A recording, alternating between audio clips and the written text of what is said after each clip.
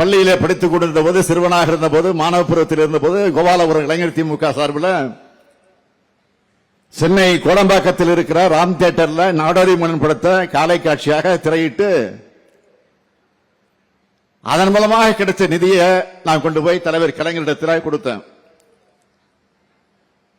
தந்தை பெரியார், பேரறிஞர் அண்ணா ஆகியோர் இட்ட பணியை தட்டாம செஞ்சு முடிக்கிறது தான் தன் ஒரே வேலைன்னு வாழ்ந்தவர் கோவிந்தசாமி அவர்களுக்கு கழக அரசு இன்றைக்கு மணிமண்டபம் அமைக்கிறதும் அதை நான் திறந்து வைக்கிறதும் எனக்கு கிடைச்ச வாழ்நாள் பெருமை. அடுத்து 21 சமூக நீதி போராளிகளுக்கு நினைவு மண்டபம் திறந்து வைக்கப்பட்டிருக்கு. மிகவும் பிற்படுத்தப்பட்ட வன்னிய சமுதாய மக்கள் தங்களுடைய சமூக நீதி உரிமையை கேட்டு அதிமுக ஆட்சி காலத்தில் போராடினப்போ காக்கை குருவிகளை சுடுவது போல சுட்டுக் கொல்லப்பட்டாங்க. 1987 ஆண்டு இது நடந்துச்சு. வன்னிய சமுதாய மக்களுடைய கோரிக்கைக்கு அன்றைக்கு அதிமுக அரசு செவிமடுக்கல. 1989 ஆண்டு சட்டமன்ற தேர்தல் அறிக்கை தலைவர் கலைஞர் திமுக ஆட்சிக்கு வந்தா மிகவும் பிற்படுத்தப்பட்ட மக்களுடைய நியாயமான கோரிக்கை ஏற்று தனி ஒதுக்கீடு வழங்க வழிவகை செய்வோம் அப்படின்னு உறுதி கொடுத்தார்.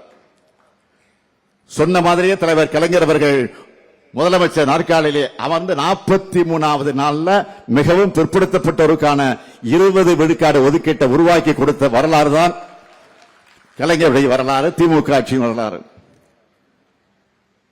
13/3/1989 அன்று நடந்த அமைச்சரவை கூட்டத்தில் வரலாற்று புகழ்பெற்ற முடிவா மிகவும் பிற்படுத்தப்பட்ட வகுப்பினருக்கும் சீர்மரபினருக்கும்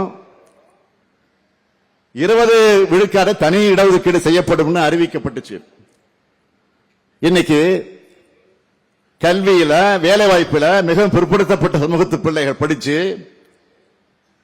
வேலைக்கு போய் முன்னேறுது கலைஞர் கொடுத்த இடஒதுக்கீடு தான் மிக முக்கிய காரணமாக இருக்கு.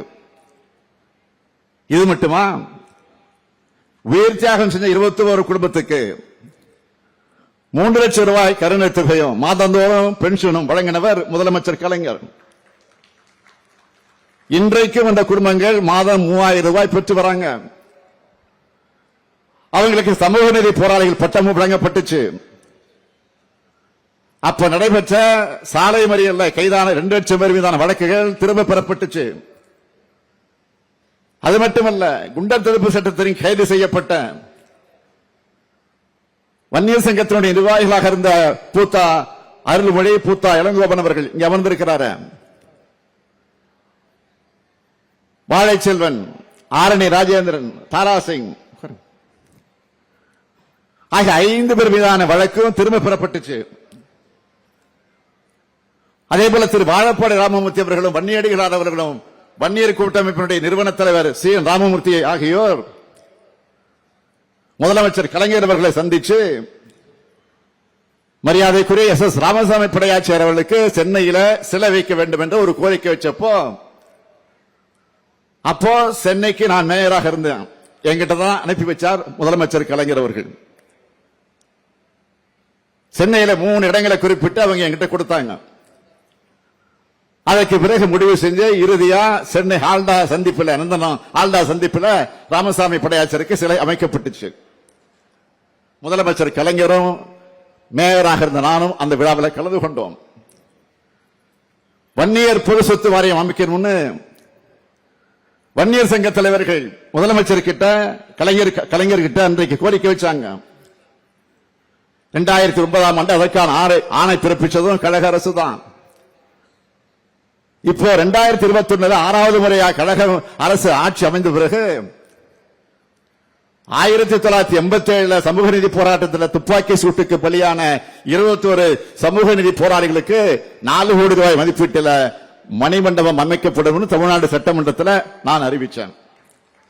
சொன்னபடியே இதோ மணிமண்டபம் கட்டி திறக்கப்பட்டிருக்கு. திமுக அரசை பொறுத்த வரைக்கும் பிற்படுத்தப்பட்ட, மிகவும் பிற்படுத்தப்பட்ட பட்டியலின, பழங்குடியின, விளிம்பு நிலை மக்களோட முன்னேற்றத்திற்காக தங்களை முழுமையாக ஒப்படைச்சுக்கிட்ட சமூக நீதிக்கான இயக்கம். திராவிட இயக்கம் தோன்றினதே சமூக நீதி நிலைநாட்டத்தான். 1921ஆம் ஆண்டு எல்லா சமூகங்களுக்கும் இடஒதுக்கீடு வழங்கினது நீதி கட்சி ஆட்சி. இந்த இடஒதுக்கீட்டு முறைக்கு உச்சநீதிமன்றத்தால் ஆபத்து வந்தப்போ கடுமையாக போராடி 1950ஆம் ஆண்டு முதல் அரசியல் சட்ட திருத்தத்தை செய்ய வச்சவங்க தந்தை பெரியாரும் பேரறிஞர் அண்ணாவும். அது மட்டுமல்ல, கழக ஆட்சியில்தான் பிற்படுத்தப்பட்ட மக்களுக்கு 25 விழுக்காடு இடஒதுக்கீட்ட 31 விழுக்காடாக உயர்த்தினோம். பட்டியலின மக்களோட இடஒதுக்கீட்ட 16 விழுக்காட்டில் இருந்து 18 விழுக்காடாக உயர்த்தினோம். பழங்குடியினருக்கு 1 விழுக்காடு தனியா இடஒதுக்கீடு வழங்கணும். பின்னர் பிற்படுத்தப்பட்டவர்ல 20 விழுக்காட்டை பிரிச்சு வன்னிய சமுதாயம் உள்ளிட்ட மிகவும் பிற்படுத்தப்பட்டவராக அறிவிச்சு தனி இடஒதுக்கீடு கொடுத்தோம். இஸ்லாமியருக்கு 3.5 விழுக்காடு உள்ஒதுக்கீடும், அருந்ததியினருக்கு 3 விழுக்காடு உள்ஒதுக்கீடு வழங்கணும். அது மட்டுமல்ல, இன்னைக்கு சமூக நீதி உரிமைக்கு அகில இந்திய அளவிலும் கிடைக்க போராடி வர்றது திமுக தான். நூற்றாண்டை கடந்த பிறகும் சமூக நீதிக்கான நம்முடைய பயணம் தொடருது.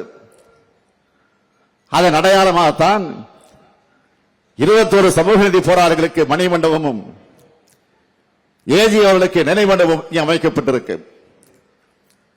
இந்த 2 திறப்பு விழாக்களோட நிறைய அரசு திட்ட பணிகளும் திறக்கப்பட்டிருக்கு, அடிக்கல் நாட்டப்பட்டிருக்கு.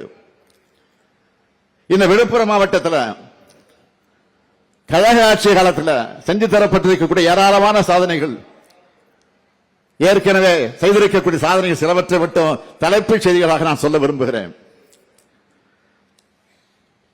விழுப்புரம் அரசு மருத்துவக் கல்லூரி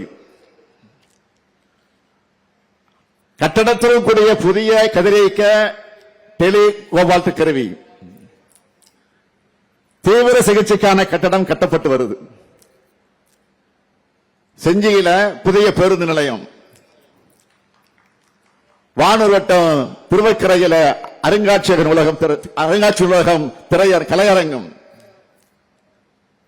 திண்டிவனம் வட்டம் பட்டணத்தில் நவீன பல்வண்ண அச்சுக்குழுமம், வெள்ளிமேடுபேட்டை பாண்டி 2 வழிச்சாலை 4 வழிச்சாலையாகவும்,